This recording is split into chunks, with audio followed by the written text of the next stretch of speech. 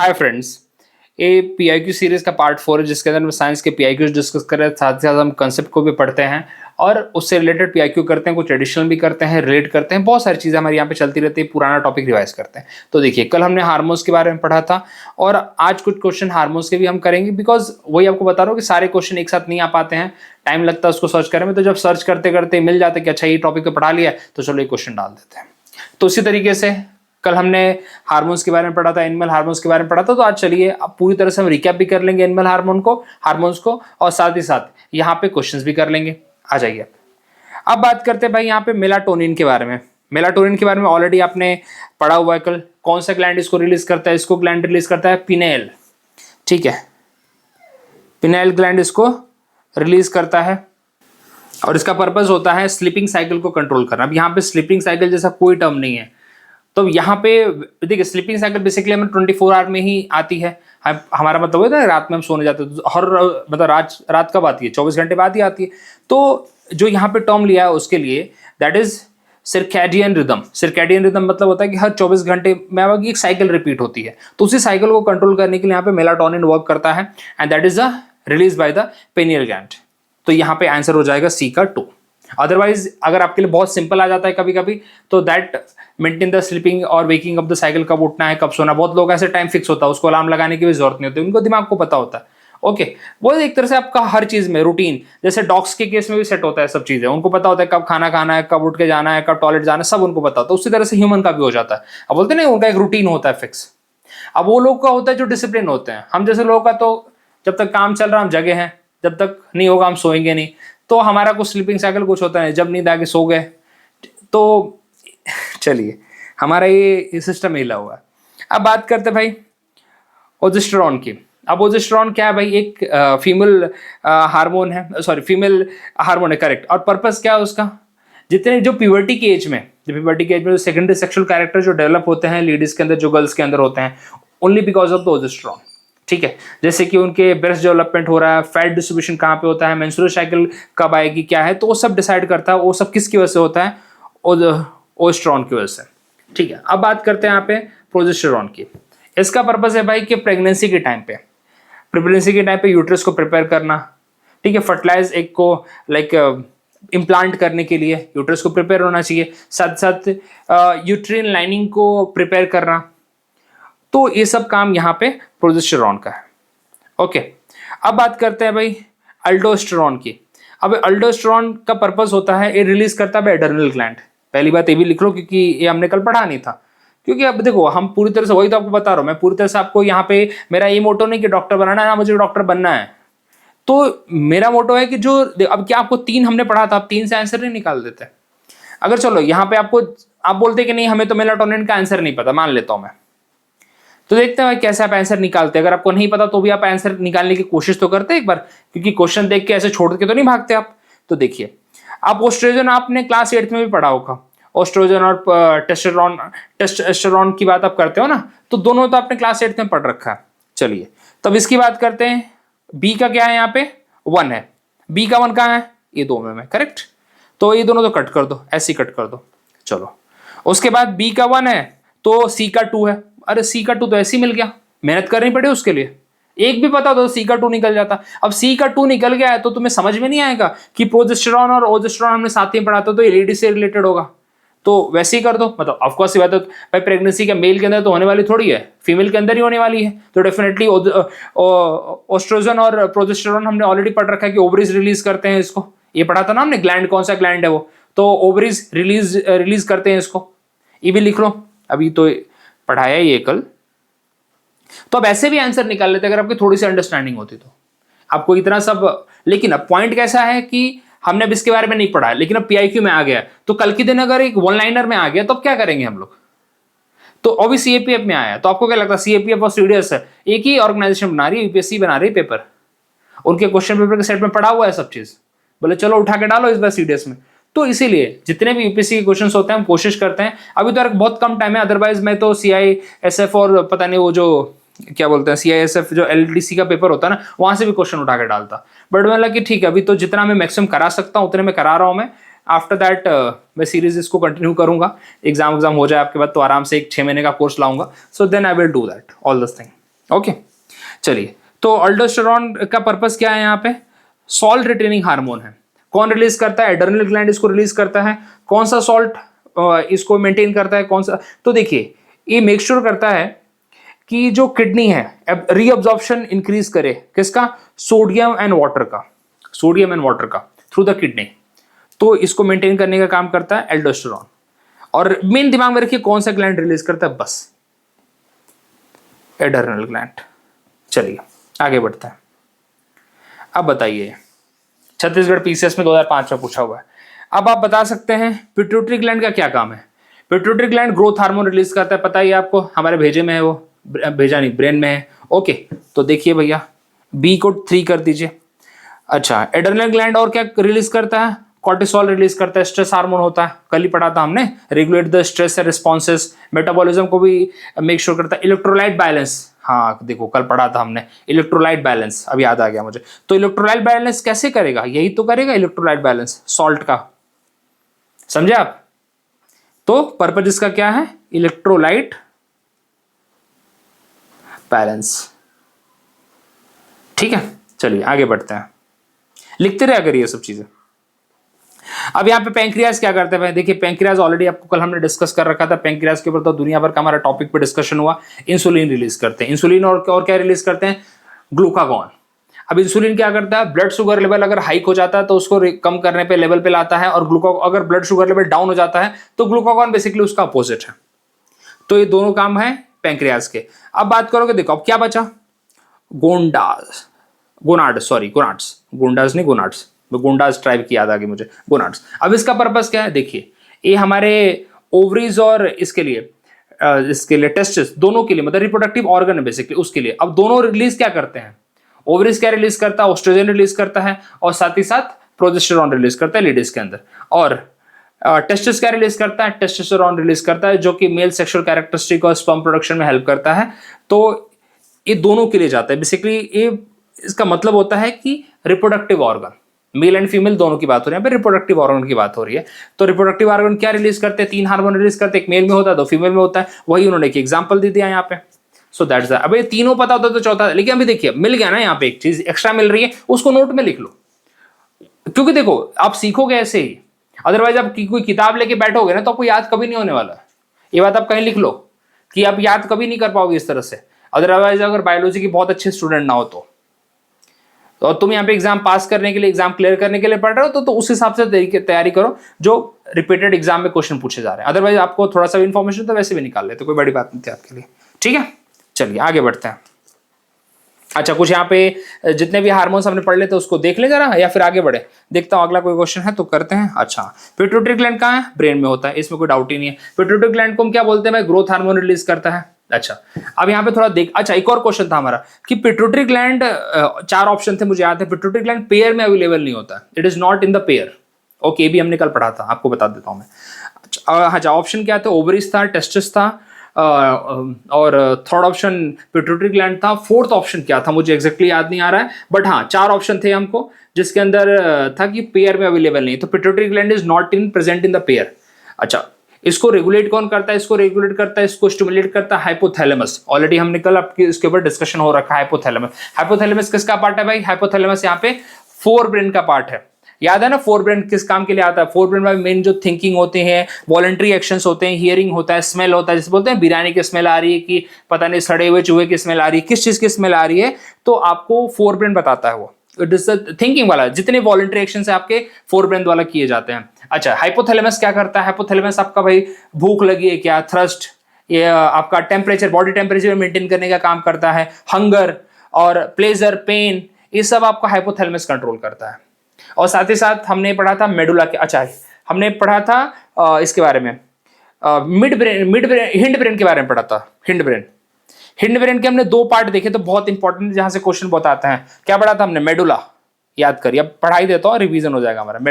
Medulla क्या regulate करता है भाई? हमारे हार्ट बीट को रेगुलेट करता है। मेडुला हमारे यहाँ पे हार्ट बीट को भी रेगुलेट करता है, और जितने भी इनवॉलंटरी एक्शंस होता है, हार्ट बीट में तो इनवॉलंटरी एक्शन हो, मेरे हाथ में थोड़ी है, मैं थोड़ी हाथ को पकड़ के पंप करता हूँ मैं, ठीक है, स्नीजिंग, वॉमिटिंग, सॉलोइंग, तो ये सारे क्या है? इनवॉलंटरी एक्शन है, that is regulated by the hind brain and that the specific अगर बात करो तो मेडुला।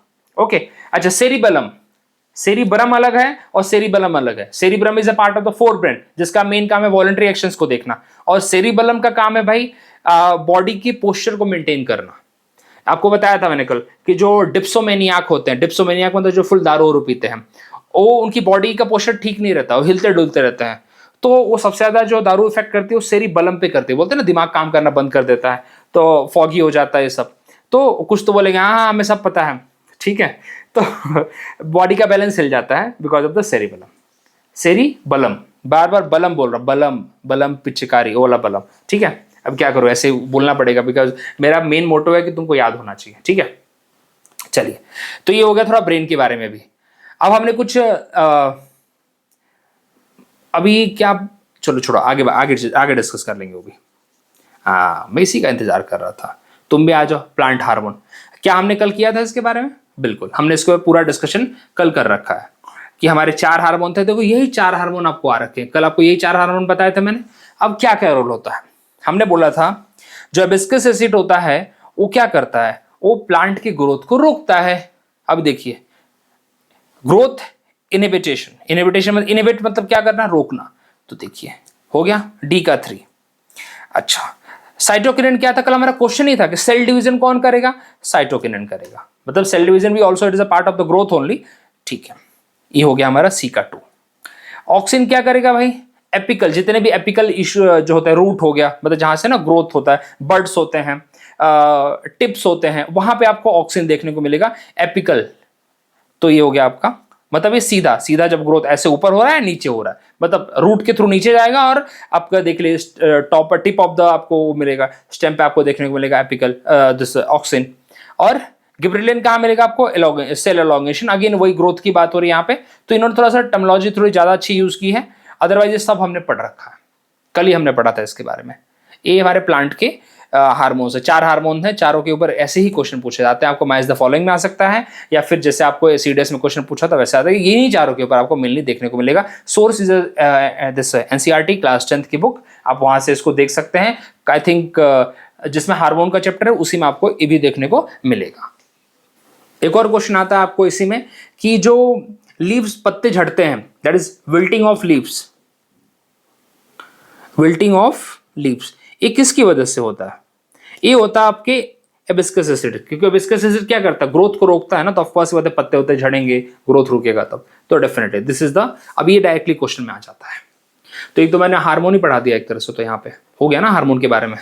अभी देखिए यही होगा जब मैं पीआईक्यूज वापस से रिपीट करूंगा तो जरूर ऐसा होगा कि हमारे जो क्वेश्चंस हैं, जो टॉपिक्स हैं, वापस से एक बार रिवाइज हो जाए, और होना भी चाहिए क्योंकि हमें भूलना नहीं चाहिए। मेन बात है कि भूलना नहीं चाहिए, एग्जाम तक हमारे रिवीजन इतनी बार होना चाहिए कि आ जाए, इसमें से कुछ आ जाए तो भाई हमसे ना छूटे, बस मेरा यही बोलना है, बाकी तो फिर चलता रहेगा। आ जाओ अभी यहाँ पे। अच्छा, ये तो क्या ही बचा, इसके अंदर कुछ दम बचा, बताओ। थायरोक्सिन कौन रिलीज करता है? थायराइड रिलीज करता है। किधर गया?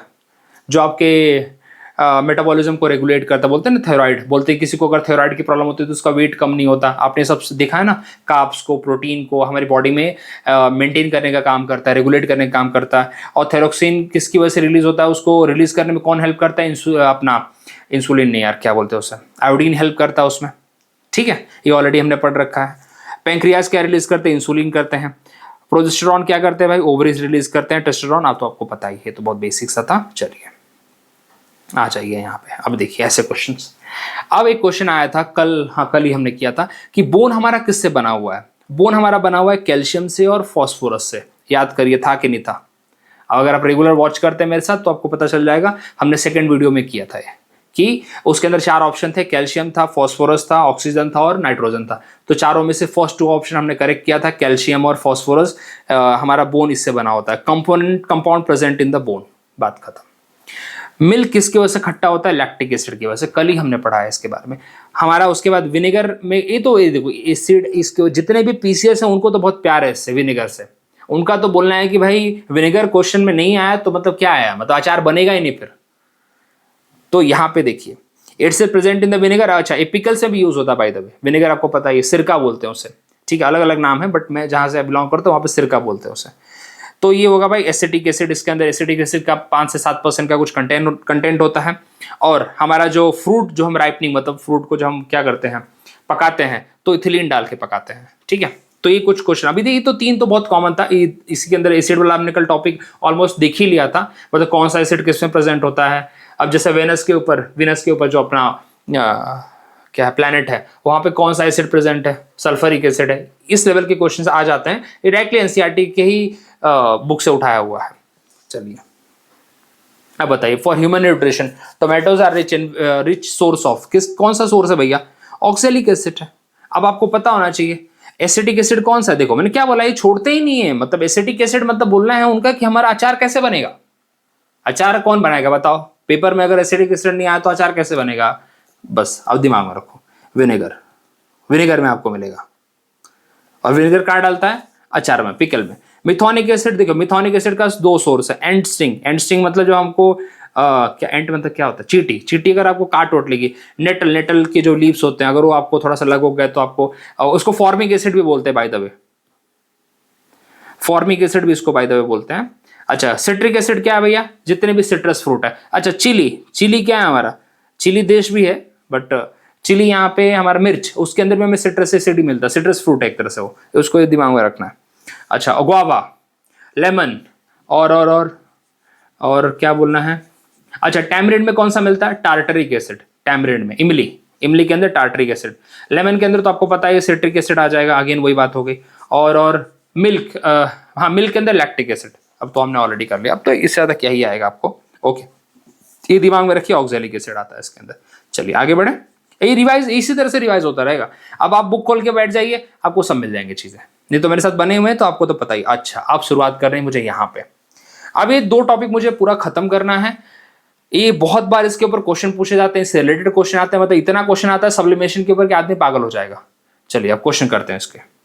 एग्जाम में आपको जो क्वेश्चन पूछे जाते हैं जो सब्लिमेशन से रिलेटेड, मान लो सब्लिमेशन बेसिकली क्या होता है, आप सॉलिड को गैस में कन्वर्ट करते हैं, सॉलिड को गैस में, गैस को सॉलिड में नहीं, ध्यान रखिए सॉलिड को जब आप गैस में कन्वर्ट करते हैं that is called sublimation. Gas को अगर आप सॉलिड में कन्वर्ट करेंगे तो उसको बोलेंगे डिपोजिशन, बिकॉज आपको गैस को दबाना पड़ेगा, ठीक है, प्रेस करना पड़ेगा, ठीक है।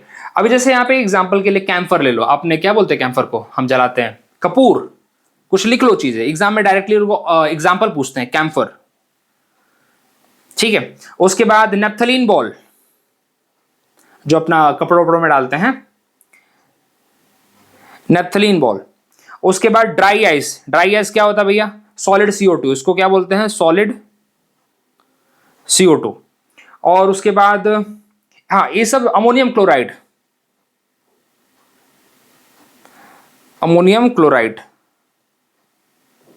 ठीक है, NH4Cl बोलते हैं उसका। ये सब के सब क्या जाएंगे भैया, all the 4 will go into sublimation. मतलब इसको आप थोड़ा सा भी अगर चेंज करना चाहेंगे, इसका फेज अगर आप चेंज करना चाहेंगे, it will directly change to the gaseous, from solid to gas, आपको लिक्विड फेज मिलेगा ही नहीं। तो ये 4 ऑप्शन आपको डायरेक्टली एग्जाम में 4 बताइए, बहुत बार आपको पूछा हुआ मिलेगा। ये क्यों बता रहा हूं, it's based on the PYQ, ठीक है, तो आपको मिलेगा यहाँ पे। अच्छा यहाँ पे inter conversion of the state of the matter आपको पता ही होगा कि देखिए अगर आप सॉलिड को लिक्विड में कन्वर्ट करेंगे तो उसको फ्यूजन कहते हैं, इसलिए आपने एक टर्म पढ़ा होगा लैटेंट हीट ऑफ फ्यूजन, याद करिए, ठीक है। मतलब लैटेंट हीट ऑफ फ्यूजन ये होता है कि आप कितनी हीट दे रहे हैं उसको, उसके इंटरनल हीट को ओवरकम करने के लिए। अब जरा थोड़ा ज्यादा टेक्निकल लैंग्वेज होगी, देखिए आपको बताता हूं मैं, थोड़ा सा चीज समझा देता हूं बस, क्या है कभी कभी अच्छा लगता है। ये देखो यहाँ पे अबे पानी की बात करता हूँ, थोड़ा लैटेंट हीट ऑफ वेपराइजेशन के साथ आगे बढ़ता हूँ मैं, पानी के साथ आप लोग रिलेट कर पाएंगे। अच्छा पानी को आपने इधर आग दे रखी है ऐसे ना, आग दे रखी है ऐसे, आग दे रखा आपने, कि पानी को जैसे आपने आग दिया वो तुरंत उबलना चालू हो जाता है क्या, नहीं उबलना चालू होता है। क्यों नहीं उबलना चालू होता है, क्योंकि जो वाटर मॉलिक्यूल है इसके बीच में भी अपना कुछ अपना इंटरनल एनर्जी है, अपना कोई ना कोई तो बॉन्डिंग है ना भाई इसकी, तो उसके बॉन्ड्स को आपको ब्रेक करना पड़ेगा। इसके बीच में जो बॉन्डिंग है वाटर की H2 और H और O2 की, उसको ब्रेक करना पड़ेगा आपको। उसको ब्रेक करने के लिए आपको कोई ना कोई एनर्जी देनी पड़ेगी। तो आप जब उनके मतलब ना कि दोनों बॉन्ड में जितना फोर्स है उससे ज्यादा आपको कुछ एक्स्ट्रा फोर्स देना पड़ेगा, तब तो बॉन्ड ब्रेक होंगे। तो जो उससे ज्यादा जब आप देना चालू करेंगे, जैसे हम बोलते हैं कि 100 डिग्री सेल्सियस हमने वाटर बॉयल होना चालू हुआ, तो 100 डिग्री तक उसके बॉन्ड को ब्रेक कर रहा था। जो बॉन्ड्स थे ना वाटर और H और O2 के, उसके बॉन्ड्स को ब्रेक कर रहा था। तो that 100 degree Celsius is required to overcome the internal energy of the water molecule basically. तो वही यहाँ पे latent heat is nothing but, अब लैटेंट से रिलीज वो मत करना, लैटेंट मतलब वैसी हीट है जो छुपी हुई है, जो हमें दिख नहीं रही है, लेकिन that is the energy of that particular molecule, particular atom. जैसे आपको बताता हूं मैं, आपको कोई संदूक को या कोई बक्से को आपको धक्का मारना है, तो क्या आप कितना भी आपके पास आप धक्का मारोगे तो डेफिनेटली आप उसके वजन से ज्यादा आपका फोर्स होना चाहिए ना, तब तो जाके वो हिलेगा, नहीं तो हिलेगा भी नहीं। तो यही बात यहां पे भी है, क्योंकि अपने साथ वो भी तो कुछ वेट कैरी कर रहा है, बक्सा या जो भी संदूक, जो भी मैं बोलना चाहता हूं मैं। तो यहां पे वही बात है कि ये जो पर्टिकुलर मॉलिक्यूल है, it also having some energy, some this intermolecular जो फोर्स है उसका, तो उसको आपको ब्रेक करने के लिए एक्स्ट्रा एनर्जी चाहिए, उससे ज्यादा चाहिए। तो दैट इज जो एनर्जी लग रही है जब तक कि वो ब्रेक हो रहा हो, दिख नहीं रही है लेकिन वो लग रही है, दैट इज कॉल्ड लैटेंट। इसलिए बोलते हैं ना, आप एफर्ट करते हैं करते हैं करते हैं, दिख नहीं रहा किसी को, अचानक से सब हो जाता है, तो सब बोलते हैं तुक्के पे हो गया है। तो लेकिन इन्होंने देखा नहीं होता, आपने इससे पहले एनर्जी लगाई होती है, दैट नोबडी सीज। तो वही बस यहाँ पे भी है। तो देखिए लैटेंट हीट ऑफ फ्यूजन आपके एग्जाम में कभी कभी आ जाता है। देखिए लैटेंट हीट ऑफ वेपराइजेशन आता है जब लिक्विड से गैस में कन्वर्ट होता है। देखिए लैटेंट हीट ऑफ वेपराइजेशन बता रहा था मैं यहाँ पे, ठीक है। अच्छा, gas to liquid condensation, example के तौर पे हमारा जब हम वो बोलता है क्या बोलते हैं यार उसको, बादल बनते हैं, बादल, clouds formation, it is a condensation, ठीक है। और लिक्विड से आप सॉलिड की तरफ टर्न कर रहे हो, मतलब सॉलिडिफिकेशन, जिसको हम क्रिस्टलाइजेशन भी बोलते हैं। जैसे कि आइस बन गया आपका, ice is nothing but crystal form में आ गया वो, ठीक है। ऑल्दो अलग बात है कि वापस सॉलिड से लिक्विड हो जाएगा, लेकिन क्रिस्टल फॉर्म में आ जाता हो, ठीक है। तो ये आपको ये दिमाग में रखना है, बहुत बार लोग एग्जाम में पूछ लेते हैं ऐसे ही, ठीक है, सीधा पूछ लेते हैं कि गैस टू सॉलिड, हमको लगा गैस टू सॉलिड सप्लिमेशन ही होगा, लेकिन नहीं भाई, गैस टू सॉलिड को डिपोजिशन कहते हैं।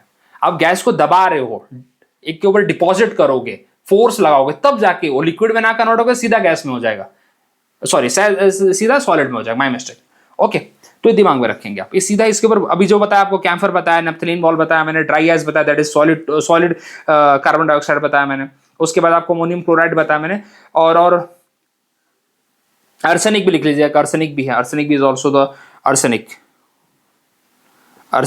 ठीक है। ये भी इवन आयोडीन के भी जो कंपोनेंट होता है, आयोडीन, चलिए, बट आयोडीन आपको आ जाएगा तो एग्जाम में मतलब PIQ आएगा तो बता दूंगा मैं, बट ये तो है, वैसे ये तो कंफर्म है। चलिए आगे बढ़ते हैं। फ्यूजन तो देखिए आपने खुद ही देख लिया, फ्यूजन क्या होता है, लिक्विड टू सॉलिड। देखिए जब इन्होंने ऑप्शन में दे रखा है तो कैसे, क्यों नहीं पूछेंगे आपको, ये बात सोचिए कि पूछेंगे नहीं, ये लोग पूछेंगे, आपको पूछ भी रखा हुआ है यार। अब तो PIQ मुझे थोड़ा ढूंढने में टाइम मिल रहा ना, अब मिलेगा तो सीधा उठा के डाल दूंगा, बोलूंगा देखो एक क्वेश्चन आ रखा है, ठीक है, बस आपकी जरूरत, आप बने रहिए मेरे साथ, और क्या बोलूं मैं। अच्छा, इमल्शन क्या होता है भाई, दो लिक्विड होते हैं, उनको एक साथ हम एक डिस्पर्स फेज बन जाता है, एक डिस्पर्स मीडियम बन जाता है। जैसे आपने वाटर के अंदर ऑयल डाल दिया, दैट इज कॉल्ड इमल्शन। वो दोनों मिक्स नहीं होंगे, it will create two phases there, एक मीडियम है जिसका ज्यादा क्वांटिटी होता है, that is called as medium, और जिसका कम क्वांटिटी होता है that create a separate phase, okay, that is called emulsion, liquid in liquid. अब बात करते हैं भाई डिफ्यूजन का। देखिए डिफ्यूजन यहाँ पे गैसेस का होता है। जैसे गैसेस क्या होती है, from the higher pressure to lower pressure की तरफ जाती है ना, आपने सुना होगा। तो जैसे आपने अगरबत्ती जलाई, अगरबत्ती क्या होगा, उसके जो सुगंध होगी वो डिफ्यूज होके आपके नाकों तक आएगी, मतलब नाक तक आ जाए, नाक तक आ जाएगी। तो diffusion is nothing but diffusion वैसे एग्जाम में पूछते हैं कि किस में होता है, मतलब गैसेस में होता है, दिमाग में रखना बस, ठीक है। और जो आपको स्मेल आती है वो डिफ्यूजन की वजह से ही आती है। चलिए, अगर और भी टॉपिक आएंगे वैसे रिलेटेड तो मैं उसके ऊपर क्वेश्चन लाऊंगा, और भी एडिशनल अगर लगा तो बता दूंगा चीजें, चिंता मत करिए, ये कवर हो जाएगा, ठीक है। अब यहाँ पे बात करते हैं इसके ऊपर, तो देखो आज इसको खत्म ही कर देंगे इवैपोरेशन को। इवैपोरेशन के ऊपर आपके CDS में इतनी बार क्वेश्चन पूछ रखा है कि इवैपोरेशन कौन कौन से फैक्टर्स पर डिपेंड करता है। देखिए इवैपोरेशन डिपेंड करता है सरफेस एरिया पे। अगर इसको दिमाग में याद रखो कपड़े से, वैसे ऑलरेडी बता रखा मैंने, फिर भी यहाँ पे अब आ गया है तो मैं चाहता हूँ कि पूरा ही खत्म ही कर दूँ, because I am now targeting the chapter number 1 of the chemistry class 9th, okay. देखिए मैटर वाला जो टॉपिक है, अब यहाँ पे the rate of evaporation depend on the temperature. बिल्कुल, टेम्परेचर अगर बढ़ेगा, गर्मी में कपड़ा जल्दी सूखता है कि ठंडी में, खुद सोच के देखो, या बारिश में, तो आप बोलोगे गर्मी में जल्दी सूखता है, बिकॉज टेम्परेचर इतना हाई है, आप घर के अंदर भी रख दोगे तो सूख जाएगा कपड़ा, ठीक है, आदमी सूख जाएगा। तो बिल्कुल सही है, नॉट करेक्ट पूछा, तो ये तो मतलब स्टेटमेंट सही है वैसे, बस नॉट करेक्ट पूछा। The rate of evaporation does not depend on the surface area. अरे क्यों नहीं भाई, ठीक है, सरफेस एरिया पे डिपेंड करेगा है ना। अभी कैसे, आपको कपड़ा अगर आपने ऐसे ही ना मोड़ के ऐसे कैसे भी आपने डाल दिया कहीं पे भी, तो सूखेगा नहीं, कहीं ना कहीं वो गीला रहेगा, लेकिन वो फैला दिया आपने, जल्दी सूख जाएगा। मतलब आप उसको जब ये करते हो, एक्सपैंड करते हो, मतलब सरफेस को फैला देते हो, तो ऑफकोर्स ये बात है, सरफेस एरिया आपने बड़ा कर दिया ना, जैसे आपने सरफेस एरिया बड़ा किया, आपका भाई इवापोरेशन जल्दी होगा, सिंपल सी बात है। The rate of evaporation depend on the humidity, बिल्कुल याद करो, ठंडी सॉरी इसका टाइम, अपने बारिश का टाइम, बारिश के टाइम पे ह्यूमिड होता है क्लाइमेट, तो कहाँ सूखता है कपड़ा? अब कपड़ा सूखेगा भी तो उसके अंदर कहीं ना कहीं ऐसा लगेगा कि कुछ ना कुछ इसके अंदर गीलापन है, तो डिपेंड करता है बिल्कुल ह्यूमिडिटी के ऊपर। अब जैसे चिलचिलाती धूप है तो उसके अंदर क्या ही ह्यूमिडिटी है। The rate of evaporation depend on the wind speed, बिल्कुल हवा तेज चलेगी कपड़ा जल्दी सूखेगा, हवा अगर धीरे चलेगी कपड़ा, तो देखो हर चीज का रिलेशन है यहाँ पे, ठीक है। कभी कभी आप गीले कपड़े पहन के भी अगर निकल जाते हो और हवा चल रही होती है तो कपड़ा सूख जाता है, बहुत लोग प्रैक्टिस करके बैठे होंगे। चलिए, तो यहाँ पे बी वाला इज द राइट आंसर। अब देखिए मैंने एनसीईआरटी का कंटेंट लिया हुआ है यहाँ पे, देखिए with increase of the surface area, बहुत बार क्वेश्चन पूछा है, ये आपको क्वेश्चन नंबर ऑफ टाइम मिलेगा। इवापोरेशन का कंसेप्ट, इवापोरेशन का एक और कंसेप्ट आता है, देखिए इन्होंने भी क्लोथ का एग्जांपल लिया।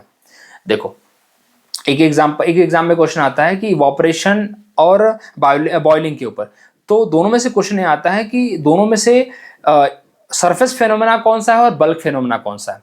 तो boiling is a bulk phenomena whereas the evaporation is surface phenomena. अब देखिए थोड़ा समझ लीजिए इसको, यहाँ पे देखिए ये पढ़ लेना आप लोग, वही समझा दिया आपको मैंने। देखो ये पानी है, इसके अंदर कंटेनर में मैंने पानी लिया, इसको आग लगा दी यहाँ पे मैंने। अब देखो ऊपर वाला जो सरफेस है, क्या वो बबल्स इसके ऊपर फॉर्म होना चालू हो जाते हैं? अगर पानी आप गर्म करते हो तो बबल्स फॉर्म होने चालू हो जाते हैं कहीं, तो इवापोरेशन सबसे जो टॉप लेयर होती है उस पर चालू होता है। और बॉइलिंग मतलब जैसे वाटर बॉयल होना कब चालू होगा पूरी तरीके से? वो 100 डिग्री पे ही चालू होगा, बिकॉज 100 डिग्री पे ही जो इंटरमोलिकुलर जो बॉन्डिंग है वाटर की और सॉरी वो ऑक्सीजन की और हाइड्रोजन की, वो ब्रेक हो जाएगी, कंप्लीटली ब्रेक हो जाएगी। अदरवाइज इवापोरेशन तो सरफेस के ऊपर से भाई इवापोरेशन तो चालू हो गया, तो दैट्स वाई इवापोरेशन पहले होता है। कभी कभी भी पूछते हैं कि इवापोरेशन पहले होता है कि बॉइलिंग पहले होता है, लोग बोलते हैं बॉइलिंग पहले होती है, बॉइलिंग होगी तभी तो इवापोरेशन होगा। नहीं नहीं, इवापोरेशन पहले ही चालू हो जाता है। तो evaporation is a surface phenomena where is the boiling is a bulk phenomena. Okay, ये बात भी दिमाग में रखेंगे, इट्स अ PYQ। चलिए अब बात करते हैं भाई यहाँ पे आज का फेवरेट क्वेश्चन मेरा, which of the following is not a colloid? कौन सा कोलाइड नहीं है? Milk is a colloid, mud is a colloid, mud is a not a suspension, please muddy water is a suspension. जैसे आपने ये पानी है, इसके अंदर आपने कुछ डाल दिया, क्या बोलते हैं, कुछ धूल डाल दिया, तो ऊपर आपका क्या होगा? मडी वाटर रहेगा, लेकिन थोड़ी देर बाद सेटल डाउन हो जाएगा। मड क्या होता है? जब आपने उसके अंदर मड तब बनता है जब आपने मिट्टी की क्वांटिटी बढ़ा दी है, कीचड़ बोलते हैं कीचड़। अब कीचड़ आपको सस्पेंशन लग रहा है? कीचड़ आपको सस्पेंशन लग रहा है? कीचड़ बिल्कुल भी सस्पेंशन नहीं है, ठीक है।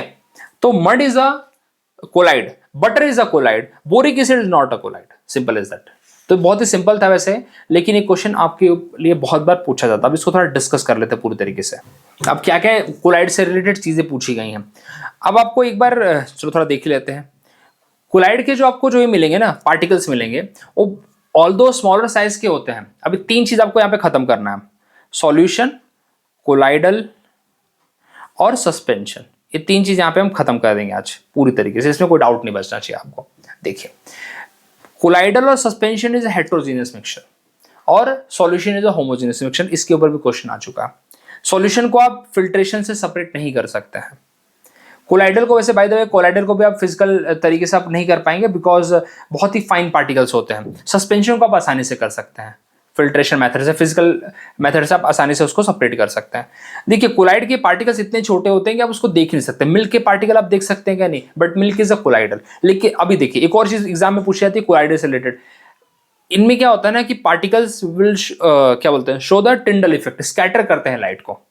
तो यहाँ पे एक देखिए बहुत अच्छा डायग्राम है यहाँ पे, ये तो आ जाओ यहाँ पे। यहां से एक बार यूपीएससी ने क्वेश्चन पूछा था, ये देखिए यहाँ पे, solution of copper sulphate does not show the Tyndall effect. उन्होंने क्वेश्चन मालूम क्या पूछा? Out of the 4 given option which one is the solution, और ऑप्शन दिया था कॉपर सल्फेट।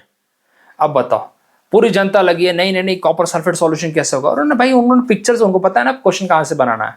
उन्होंने copper sulphate solution Tyndall effect नहीं शो करता, तो देखिए खुद अपने आप में लिखा भाई it is a solution. Okay, तो ये भी दिमाग में रखना, copper sulphate is a solution not a colloidal. Milk is a colloidal, that's why it is showing the Tyndall effect. अच्छा, और कुछ? ये तो देखो यार तो आपको कोई चारा नहीं है। I requesting you please remember this. इसमें क्या क्या याद करेंगे आप मिल्क को याद कर लीजिए, और क्या याद कर लीजिए, फोम को याद कर लीजिए, उसके बाद स्मोक को याद कर लीजिए, क्लाउड और मिस्ट पूछ लेते हैं वो लोग, उसको याद कर लीजिए। बटर तो आपको याद हो ही जाना है, मड तो आ ही गया हमारा, तो ये प्लीज़ अब इनको भूलेंगे नहीं। फेस क्रीम मतलब वो तो बहुत सेविंग क्रीम, फेस क्रीम की तो बहुत सिंपल है, इसके ऊपर एग्जाम में क्वेश्चन पूछ लेते हैं वो लोग, ठीक है। कभी कभी वो लोग ये पूछते हैं कि डिस्पर्स फेज और डिस्पर्स मीडियम के ऊपर बताओ, तो ये इसको भी कभी कभी पूछते हैं। तो देखो there is no other solution, better है कि आप इसको एक दो बार लिखें, लर्न करें, और कोई सॉल्यूशन मेरे पास भी इसका नहीं है, ठीक है। चलिए अब मैं पढ़ पढ़ के बताऊं, उससे अच्छा कि आपके ऊपर मैंने छोड़ दिया है कि आप करिए जरा। अब यहाँ पे चलिए ठीक है, तो कुछ यहाँ पे नहीं पूछा जाता इसके ऊपर। अब यहाँ पे जो हाँ, एक बहुत अच्छी चीज पूछी जाती है कोलाइडर के केस में और सस्पेंशन के केस में एक अंतर है। देखिए सस्पेंशन को आप अगर हिलाना बंद कर देंगे ना, ऐसे स्टर करना, ऐसे ना स्टर करना छोड़ देंगे, तो क्या होगा, उसके पार्टिकल नीचे सेटल डाउन हो जाएंगे। जैसे मडी वाटर है, मडी वाटर है तो थोड़ी देर में, जैसे आपने बोलते ना कि आप नदी में गए, आपने थोड़ा बहुत पानी नहीं लाया तो ऊपर मड आ जाता है, लेकिन वापस सेटल डाउन हो जाता है, क्योंकि पानी जैसे ही रुक गया तो नीचे सेटल डाउन हो जाएगा। उसी तरीके से लेकिन कोलाइडल के साथ ऐसा नहीं होता। कोलाइडल के अंदर जो पार्टिकल्स वो हमेशा सस्पेंडेड ही रहते हैं, वो सेटल डाउन नहीं होते। और सॉल्यूशन का तो इतना अच्छा मिक्सचर है कि मतलब आप उसको, होमोजेनियस मिक्सचर है कि आप उसको देख भी नहीं पाएंगे वैसे, और आराम से आप फील नहीं कर पाएंगे वो, ठीक है।